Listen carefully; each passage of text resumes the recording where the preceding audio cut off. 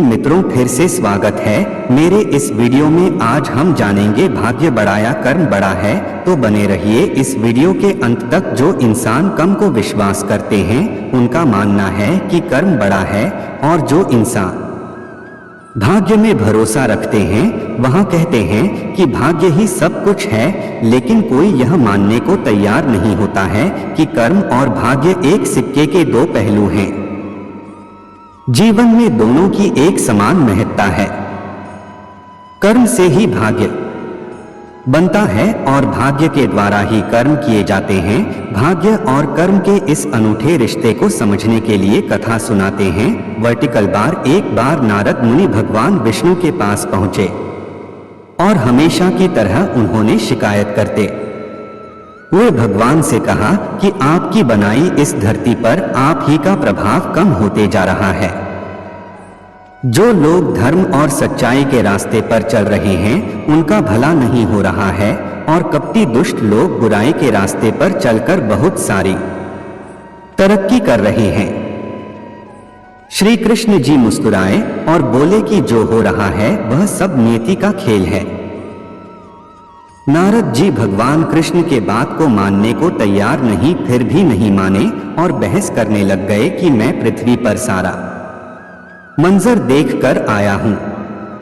भगवान बोले, अच्छा ठीक है, धरती पर घटने वाली कोई ऐसी घटना बताओ जिससे तुम्हारी बात सिद्ध होती हो। नारद मुनि ने फौरन जवाब दिया, अभी मैं जंगल से आ रहा हूं, वहां एक गाय दलदल में फंस गई थी, लेकिन उसे बचाने वाला कोई भी ना था।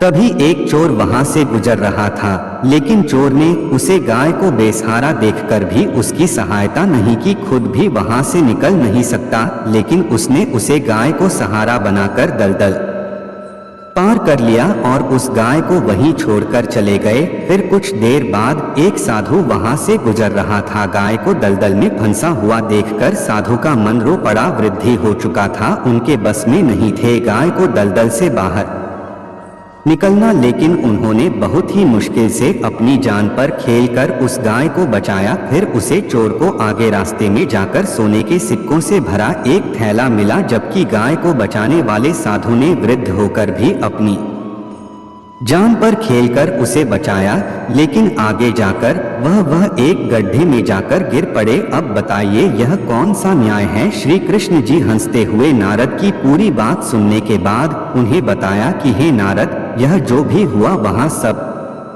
ठीक हुआ। नारद ने कहा, कैसे भगवान? तो विष्णु जी बोले, हे नारद, तो सुनो, चोर की किस्मत पहले से ही लिखा जा चुका था और उसकी किस्मत में सोने के सिक्के से भरा एक थैला नहीं बल्कि पूरा महल था। लेकिन उसने गाय के साथ जो व्यवहार किया उसके कारण उसके कर्म बिगड़ गए और उसे सिर्फ एक थैला ही मिला। वही साधु की किस्मत में मृत्यु लिखी हुई थी। उन्होंने गाय को बचाकर पुण्य का कम किया और वह मृत्यु एक छोटी सी चोट में बदल गई। नारद मुनि भगवान की इस बात को सुनकर संतुष्ट हो गए थे। उन्हें समझ में आ गया था कि हमारा कर्म यदि अच्छा है तो वह भाग्य भी बदल सकता है, यानी कर्म ही भाग्य को बनाता है।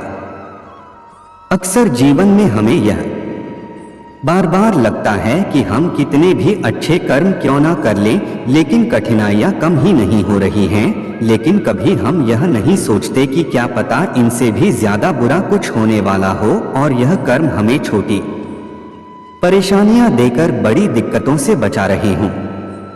याद रखिए, यदि आप अच्छा बोएंगे तभी अच्छा काटेंगे। जीवन में कभी भी किसी के प्रति बुरा भाव मत रखिए, क्योंकि यह आपके भाग्य को चौपट कर देगा।